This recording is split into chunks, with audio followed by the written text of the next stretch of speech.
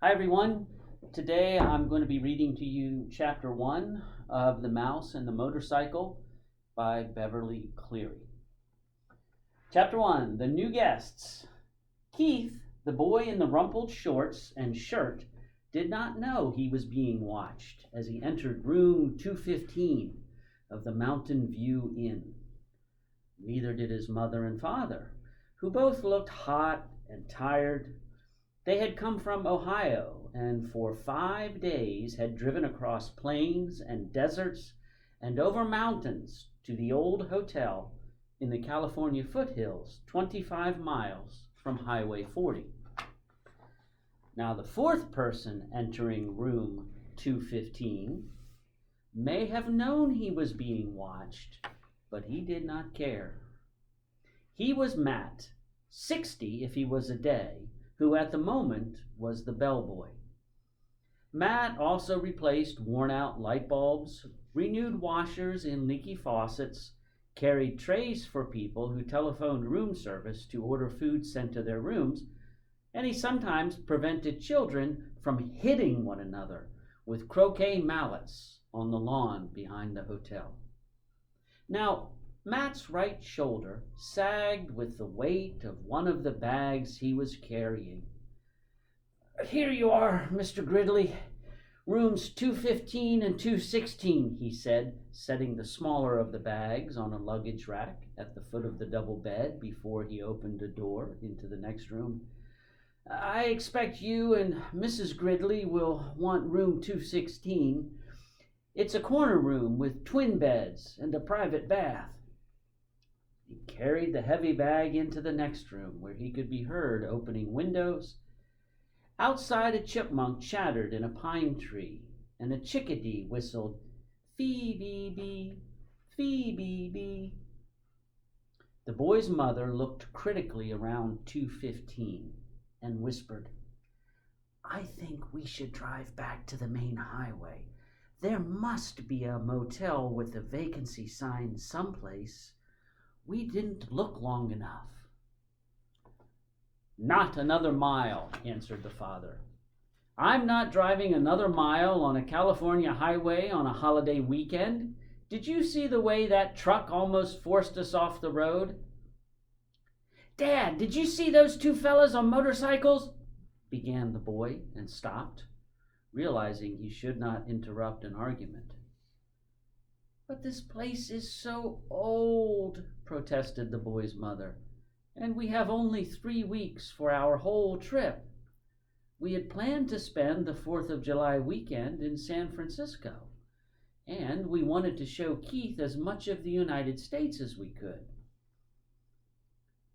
"San Francisco will have to wait, and this is the part of the United States. Besides, this used to be a very fashionable hotel," said Mr. Gridley.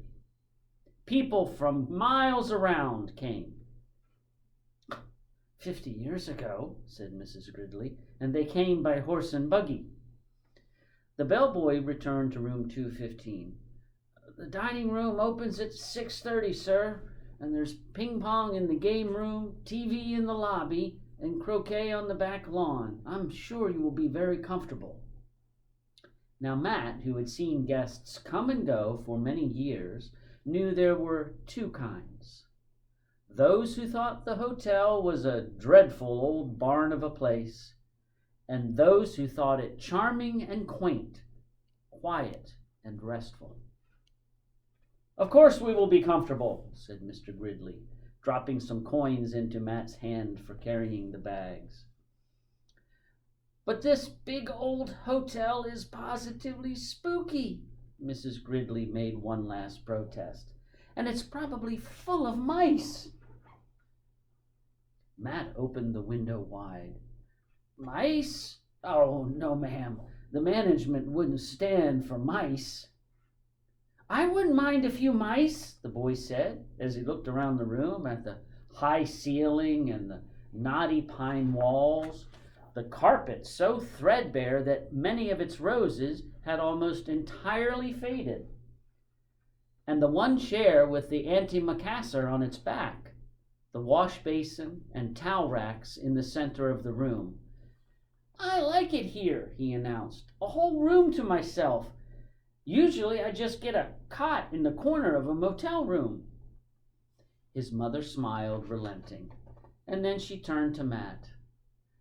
"I'm sorry. It's just that it was so hot crossing Nevada, and we aren't used to mountain driving. Back on the highway, the traffic was bumper to bumper. I'm sure we will be very comfortable."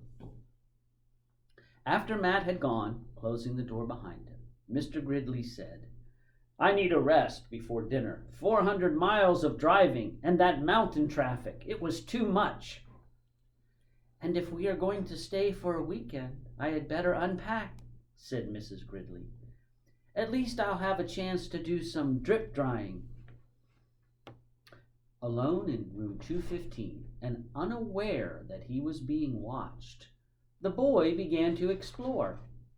He got down on his hands and knees and he looked under the bed. He leaned out the open window as far as he could and he greedily inhaled deep breaths of pine-scented air. He turned the hot and cold water on and off in the wash basin, and he slipped one of the small bars of paper-wrapped soap into his pocket. Under the window, he discovered a knothole in the pine wall down by the floor, and squatting, he poked his finger into the hole. But when he felt nothing inside, he lost interest.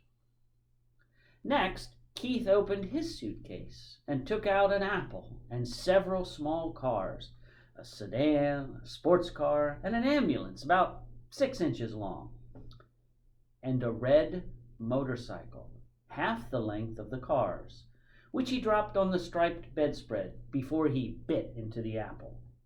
He ate the apple noisily in big, chomping bites, and then he laid the core on the bedside table between the lamp and the telephone. Keith began to play, running his cars up and down the bedspread, pretending that the stripes on the spread were highways and making noises with his mouth. Vroom, vroom for the sports car, wee, wee for the ambulance, and for the motorcycle up and down the stripes. Once Keith stopped suddenly and he looked quickly around the room as if he expected to see something or someone. But when he saw nothing unusual, he returned to his cars. Vroom, bang, crash! The sports car hit the sedan and rolled off the highway stripe. The motorcycle came roaring to the scene of the crash. "Keith," his mother called from the next room, "time to get washed up for dinner." "Okay." Keith parked his cars in a straight line on the bedside table beside the telephone, where they looked like a row of real cars, only much, much smaller. The first thing Mrs. Gridley noticed when she and Mr. Gridley came into the room was the apple core on the table.